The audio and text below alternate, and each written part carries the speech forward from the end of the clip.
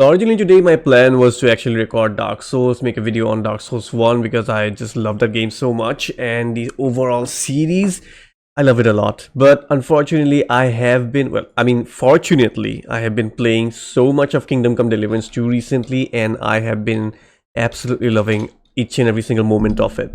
As a matter of fact, just to show it to you guys, I have spent over 80 hours, 80.1 at this point, and yeah, I don't think I have even completed half of the game. I'm just doing all the side quests, and it's just so good. Part 1, Kingdom Come Deliverance 1, I played it. Kitty, Yuki, stop. Yuki, stop.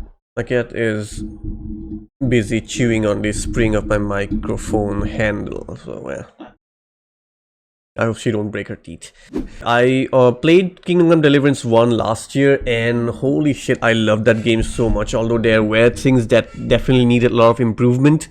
And I am happy to say that there have been improvement in this game, part 2 of that same game, and I'm glad it came so early after I first played the first game of this series. And yeah, overall general massive improvement over the first game, and I'm just having a lot of fun. So let's just drop into it real quick, and then we can talk more about it. Alright, cool, we are good to go. So this is hands down initial game of the year contender for this year. It is just that good, and biggest selling point of this game is its absolute freaking immersion. It's just way too immersive to play this game. And I personally am not someone who really goes by very calm and composed. I'm always one of those who like to get into the action really immediately, and yeah, normally those are the kind of games that I like to play. But in case of Kingdom Come Deliverance, this is the second time when I'm actually playing a game real slow and steady. I'm literally walking down the streets, or walking or running the horse, not using fast travel or anything like that, and just going through the world entirely, because it just feels that good and it feels so organic. There are often times I come across random interactions with NPCs that are minor things, sure, but still they feel very immersive. For example, in Gutenberg, I'm at the Gutenberg. There's one of the big cities in the game, at least the first big city that I have come across.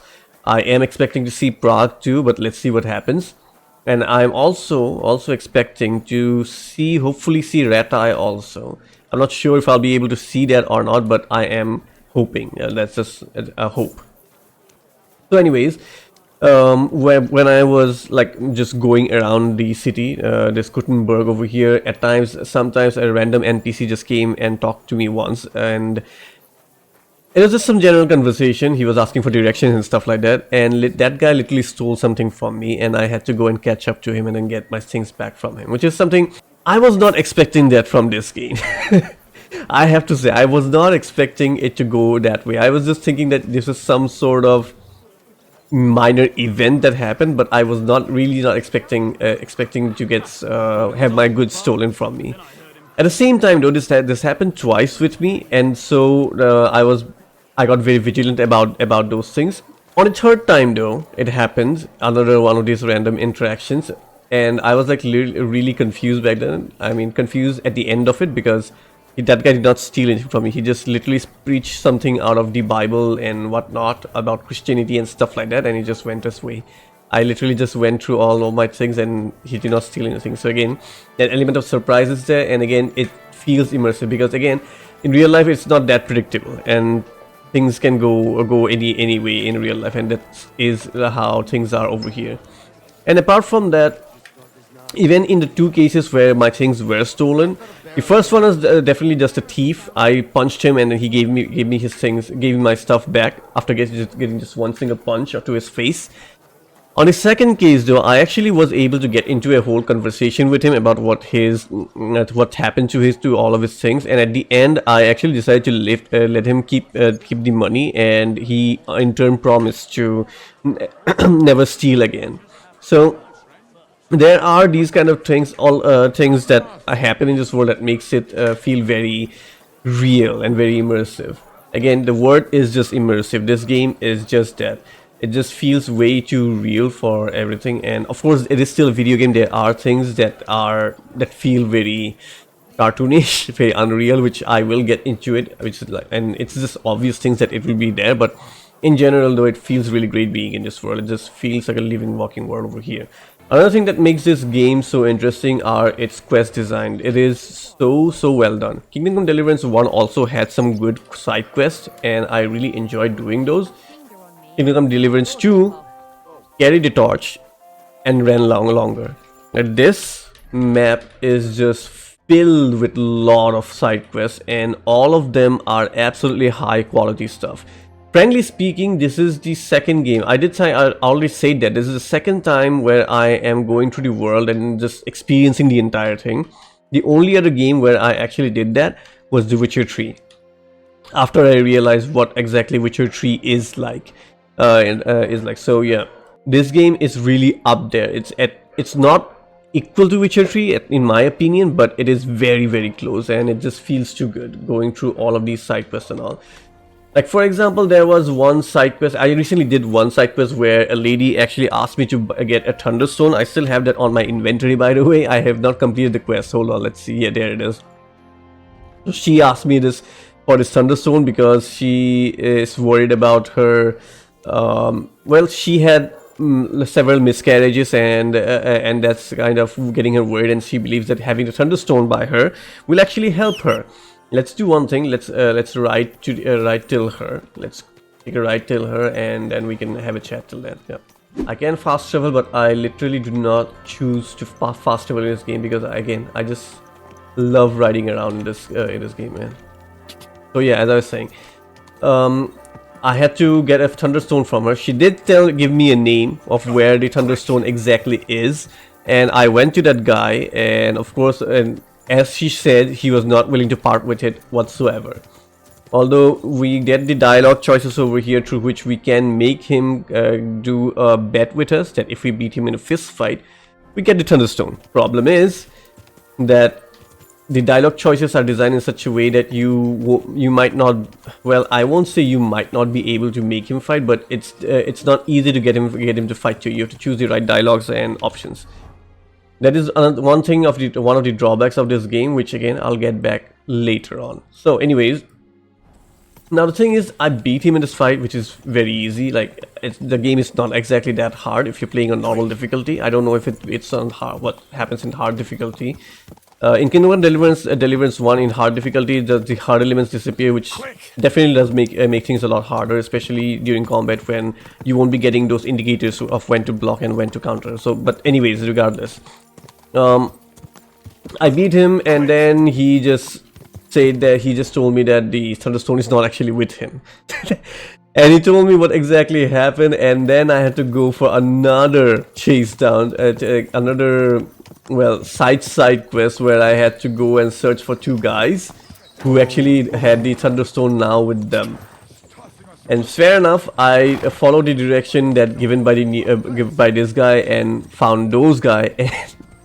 And it turns out that those guys also lost their thunderstone to some bandits. And it turned out that he and his party were actually trying to get rid of a bandit group that were pillaging their village constantly. And while trying to, since they were less equipped, they thought that the thunderstone would help them by some divine power or something like that. Things did not turn out well, and the guy who was holding the thunderstone got captured. So now I was responsible to go and freaking get the help that guy so that I can get the thunderstone.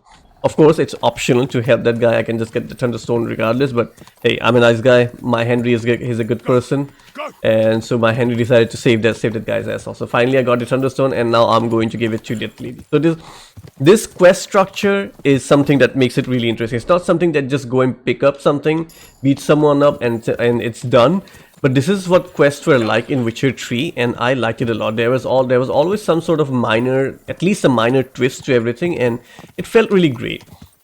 That said though, look at this freaking game, man. It looks so beautiful. Kingdom Come Deliverance 1 looked decent, but this game is on a whole different level. It's just beautiful game, man. Again, I'm pretty sure while riding over there, you just might have realized real quick there was a chime, and then on top, on the upper right, I got a notification regarding a perk point, which is, I guess I could call it the biggest selling point of this game, is that you don't exactly allot stat points in order to level up your character in here. The character levels up by himself if you keep on doing the things, if you keep on repeating activities. Like for example, I was just around riding my horse, and so my horse riding skill went up. I keep on fighting with my sword skill will go up. If I keep fighting with axes, my axis skill will grow up, and things like that. It's just like in real life. You just do your stuff, do your activities in order to actually upgrade yourself and make yourself stronger, make yourself more capable and stuff like that. So. Oh, God bless you, Henry. Without the stone, I don't know what I would do. And this is another thing that really sells this game again so well, makes it so immersive, and makes it so much more, well, it captures the attention. The voice acting is done so well. I know it's something that is given, that a lot of games does it, but some games just does it so good. The rest of them just feels very bland in comparison after listening to these. Witcher 3 is one, and now Kingdom Come Deliverance 2 and Kingdom Come Deliverance 1 also is another one. Giving birth easier and save my baby's life.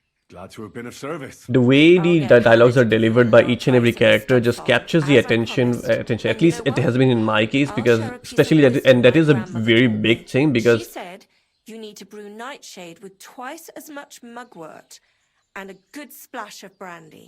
That's how to fix a concoction that'll clean you out at both ends and cure all sorts of ills. She used it on me after I gave birth and said it saved my life. So it could come in handy for you too sometime. Thanks. That sounds, let's not say dangerous exactly, but definitely fascinating.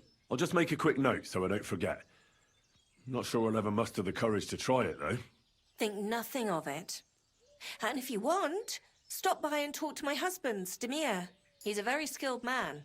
And since you've been so helpful, if you like, perhaps he'll let you in on some of his blacksmithing secrets. Oh, and I also have some money put aside for emergencies, so you can have that. It's not much, but it's all I can give you. So again, my Henry is a good guy. They're expecting a baby. They already lost quite a few many babies, so I'll actually hold on keep to your money. I'm sure it'll come in handy for you at some point. I was glad I could help. So role-playing RPG. I always play the nice guy. I really find it difficult to be a piece of shit in any games. Alright, so this is completed. I never found her husband really. Are you his husband? Oh yeah. Welcome, sir. I don't mean to be rude, but I heard from Grosh the innkeeper. Look, stay out of my shit. Go and pester somebody else. I actually beat him in a blacksmith competition, and probably he's just really mad at me. Mona will tell you if she has a mind to. But if you're here to spread gossip about us, I'll stuff your nosy face in the forge. You can't. I'd like to learn. What do you want to know? You see that this is something really weird. Like, you just saw now that we had a very terrible conversation over here. Immediately his tone changed. Since the moment I asked him if I can learn something. So this is kind of a bit of an immersion breaking thing, but it is fine. I can agree to it. It's a video game. I'd like to learn something. Oh wait, come on. And I will get onto another incident after I complete my previous thing that I was talking about. So that would be, what was I talking about exactly? Yes, the dialogue deliveries. The dialogue deliveries make it so good. And Witcher 3 was the only other game where I was like really pulled in by the dialogue deliveries of all the people in there. Oh, come here. Here you go. We can pet the dog, which is really great, which is always very great. Pet the dogs and cats and all the animals that you can. Of course, don't go and pet a tiger, you'll lose your hand. Yeah. So regarding that little immersion breaking thing that I was talking about, the one thing, it happens a lot in this game when the tone of the conversation of the previous conversation does not match up with the following conversation following immediately after that, or even the events after certain events. Like for example, in one quest, I will not go to the entire details, but basically in one quest there was a family of millers. helping hands, and son, daughter, father, wife. They were captured by a bandit, were kind of held hostage by a group of bandits. I cleared off the bandits, freed them. Unfortunately, their son tried to be a hero before I reached there, and their son died. So during the conversation when I freed them, they were like all, well, they were weeping, they were mourning. The mother was really crying. Of course, she lost her only son, and their sister was sad. Their father was sad. Funny thing was, immediately after completing that dialogue sequence, the father they just became normal, a bit too normal. The father was like, "Oh, what's for breakfast?" And then the daughter was, "I the same something like every day we have," and there was no mentioning about any of the dead bodies over there. Flip side, furthermore, actually, the room where those dead bodies were lying, the sister just went in there, saw the dead bodies, and did not even react to it, which feels really weird that they did not program those things in there, which they should have done. But as I said, it is what it is, and I cannot really complain much, because the rest of the overall package of the game is just way too good to be picky about all of these things. So I already talked about the USP of this game is where you need to exactly do everything that you want to improve upon. And let me just show you the skill points, stats and stuff. There are some perks, definitely. These are the places where you use your skill points, and you get some additional perks. Additional perks for everything that you for every time, not every time, but for reaching certain levels in each of these things. But the way of upgrading or reaching these levels is, there's only one single way, is that you have to do all the things that is related to all these. For example, again, if I go into skills for alchemy, then I have to practice more alchemy. I need to craft more potions and things like that. If I want to improve my craftsmanship, I need to do a bit more smithing, or maybe I need to repair my swords by myself. In those cases, improve, and all these things are there.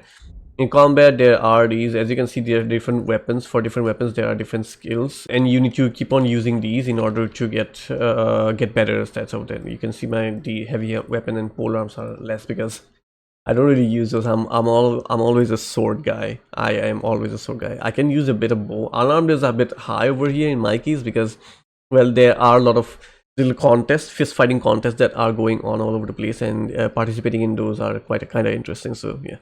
I just talked about sharpening my own tools and stuff, right? So yeah, we can actually sharpen our own tools and even craft our own own swords, which is again something that feels really great doing.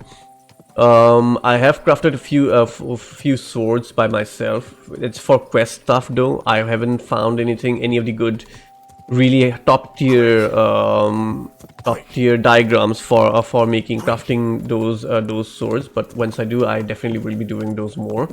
But we can craft and sharpen our own blades, which again is very, very satisfying to do. The sound effects and things that are given over here are top notch, and it feels really great doing those. Let's see, there's something happening over here.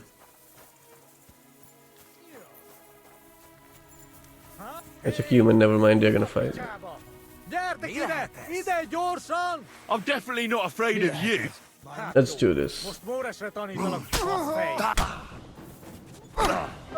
This is a good chance to actually talk about the combat. The combat this time around has been definitely a bit more... Oh, ouch. Wow. Oh my goodness.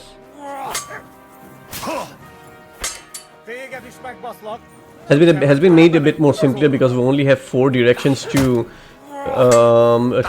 fight from, and that definitely... Wait, what? Mutt actually kills someone? What the fuck? Normally Mutt was not able to do that. Mutt has been really poor and really massively nerfed in this game, which very surprising that actually Mutt managed to kill someone. I should actually... Where are you, Mutt? Mutt, wait! Fucking sake. There's some... This is one thing that is really annoying with this game. Like, I really cannot... Silly doggy. It's really difficult to manage these angles through which I can, you know, pet my dog.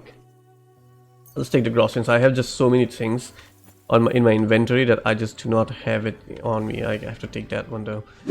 So yeah, the directions on the sword fighting has been reduced to 4, which is something that I do not exactly like. I really prefer that they kept the 5-star system. In that way we had more directions and more directions to attack from, and also it would keep things a bit more complicated in terms of attacking options. But it is what it is, and what's better improvement though over the combat system is the fact that they have changed how the Master Strike works. So in part 1, the Master Strike was just a perfect parry thing where it's very lenient. Although in this game, the Master Strike works in a very different way, and I really like this new way a lot better. The thing is that we need to attack from the opposite direction from where the opponents attack us, and that makes things a bit more challenging. I will admit to that. That's actually a bit more challenging to do in comparison to the previous one. I won't do these quests right now. They just talk because if I start the quest, I'll have to pay attention to the dialogues again, because it is important to listen to these. Because at times there was one quest, even in part 1 also there was one, and in part 2 also there is one where you literally need to read a book, and you have to actually read it, not just play the animation, actually read through the book in order to be able to complete the quest or move forward in the quest. Again, immersive to the T. If I phrased that right. Talk to the beggar monk for some reason. Let's. Oh, okay. Yeah, this is something that I need for the quest, really. Let's say really filthy, covered in fleas. Got any ideas? What are you getting at? Why are you asking me? Do I look like I'm an expert on fleas to you? No. Fuck off! The writing in this game is freaking hilarious. It is genius, man. Which is another very strong point. It is just, the dialogues are just so funny to explore. I just cannot say you, man. Again, once again, I'll just reiterate this one thing once again. This is a really fun game, and a kind of a game that really pulls you in and makes you pay attention to everything. At least it happened to me, and I just loved I love every single second of it. That to the point where I'm actually slowly playing this game, 80 hours, and I haven't gone through 50% of it. I can guarantee that. And there are a lot of side quests yet to be completed, and I will be completing those. Going into more positive though, the city, I only talked about the graphics, but apart from the graphics, I also actually liked all these models of the people that they have made over here.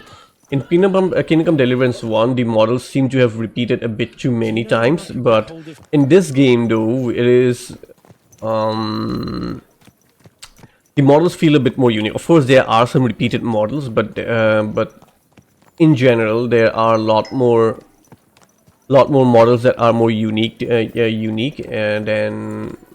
the previous game, which is again a big improvement over there, and it feels really great seeing different faces from the common people.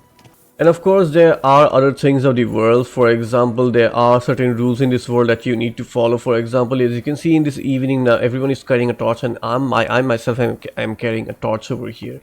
If I don't, the guards will not be happy about it, and I can be fined or put to jail. I don't know the exact term, but yeah, essentially I will be punished.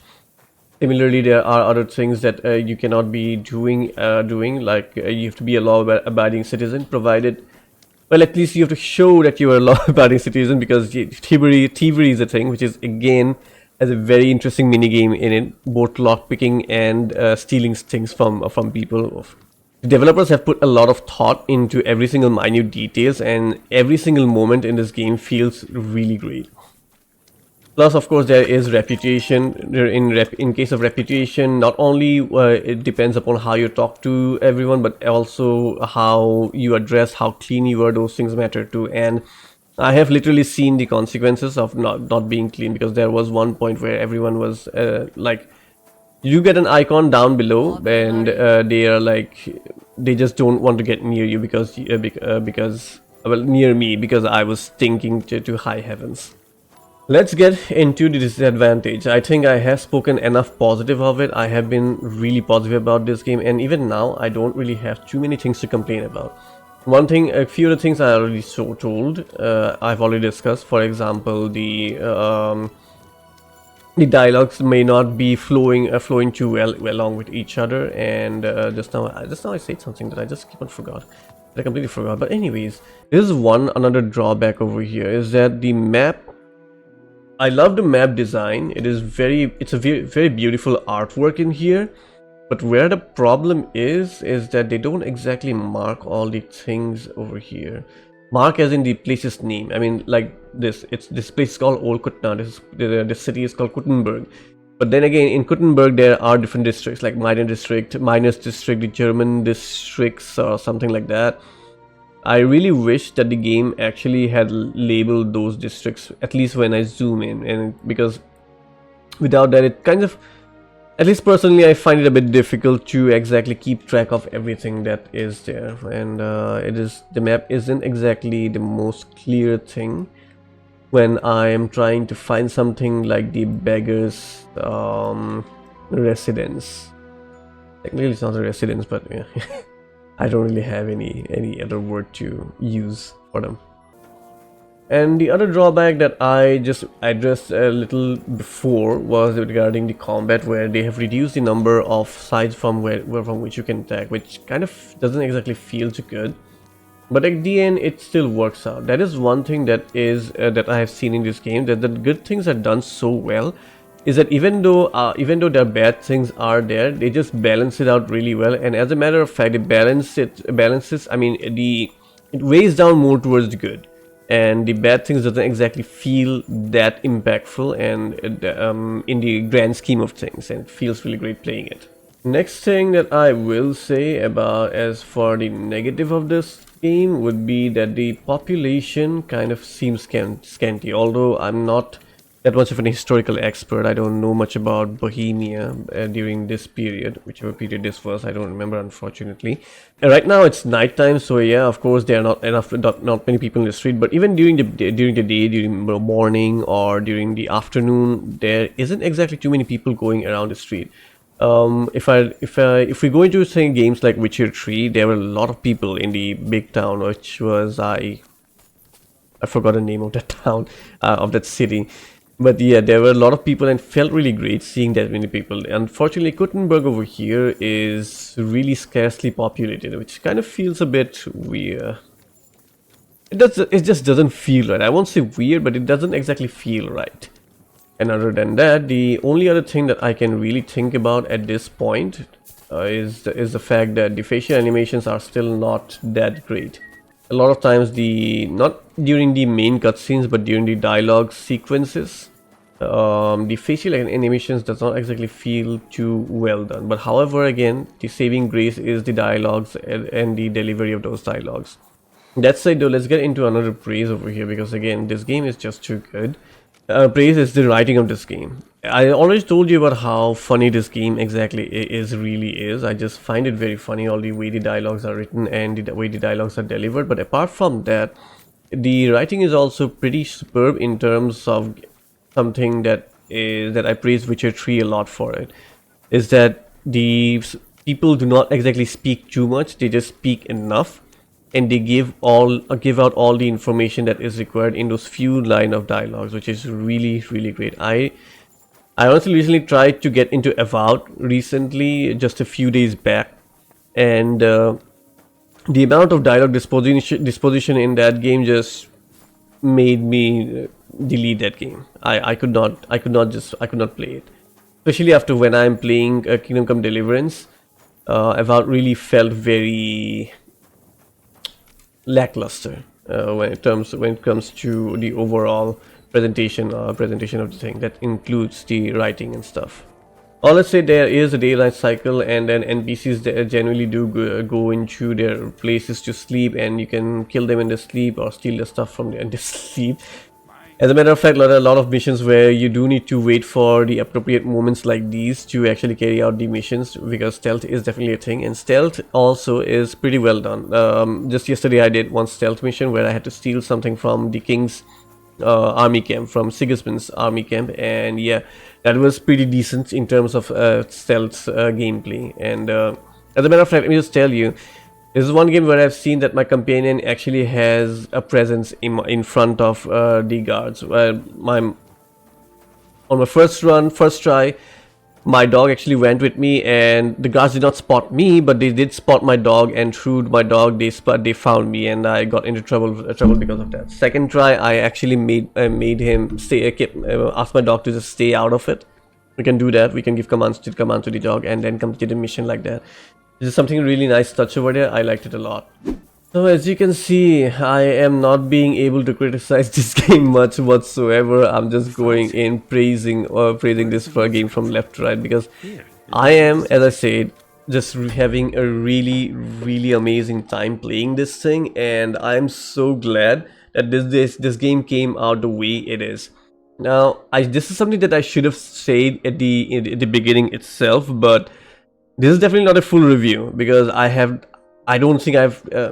did spend 80 hours and I've seen a lot of this game, but there still is a lot more, and I don't think a full review will be warranted at this point. But I don't think my opinion will change much but towards the end of it, because again, every single moment is really precious in this game. I mean, if this game has made me put 80 hours in it and I'm not getting bored at all, as a matter of fact, it's making me more and more interested to play in it, I don't think it'll change anymore before I reach, let's say, 200 hours. And I don't think I'll be taking 200 hours in this game. At least who knows?